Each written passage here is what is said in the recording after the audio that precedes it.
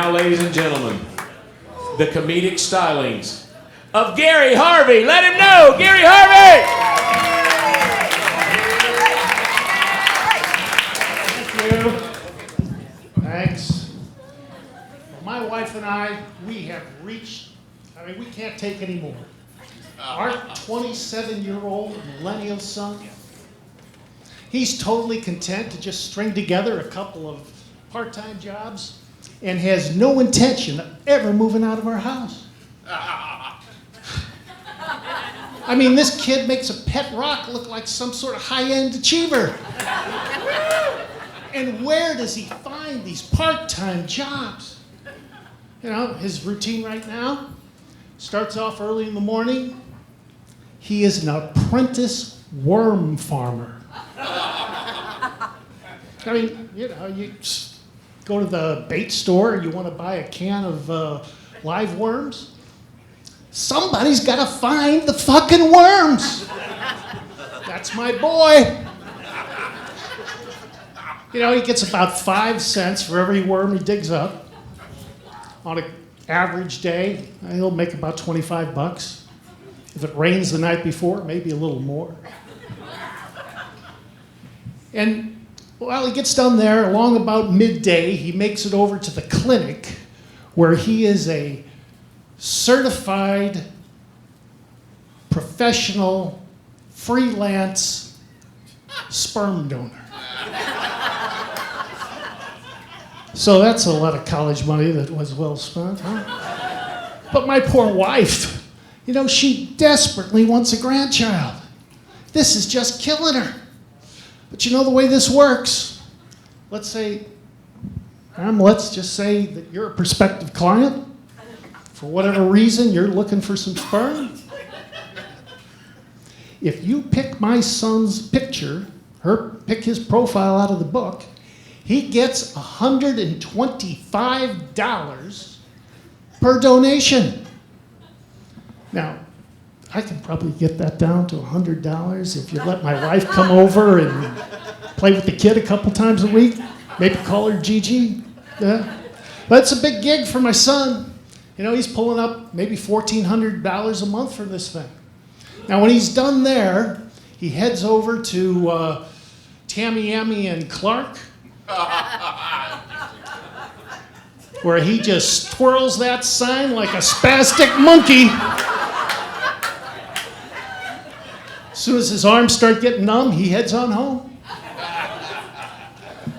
What are you going to do about your future? I keep asking him.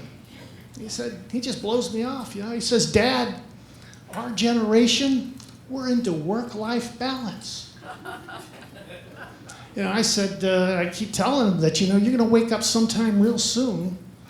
You're going to wake up with 1.9 kids, a mortgage, rising avocado prices. And at that point,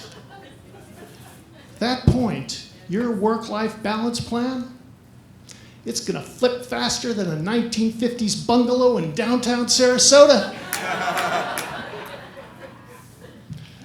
That really just drives my wife and I crazy. I mean, he'll come home, you know, after a long day of picking worms and jacking off and twirling the sign.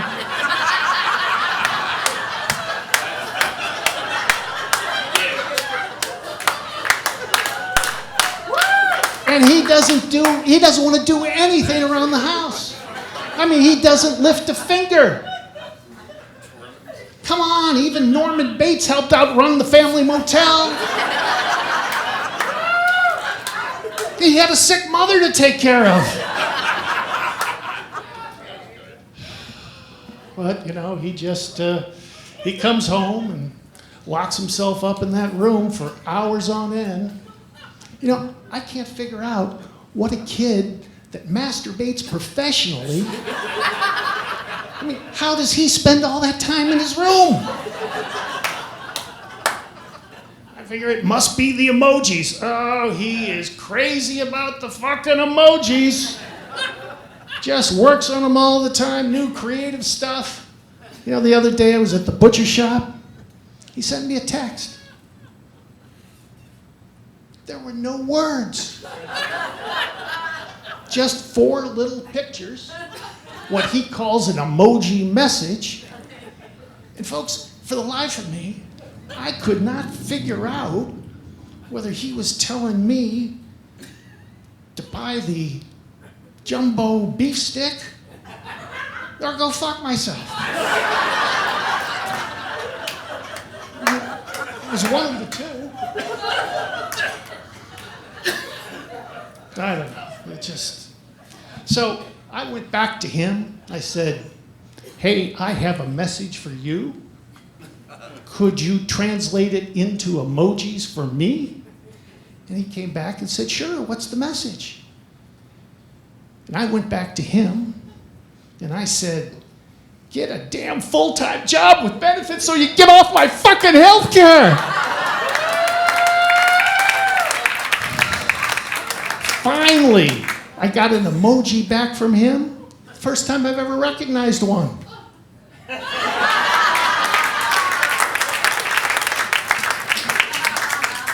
Folks, I tell you, it's hard. You know, managing adult children. It's the reason why old people don't fear death. Thanks for letting me rant.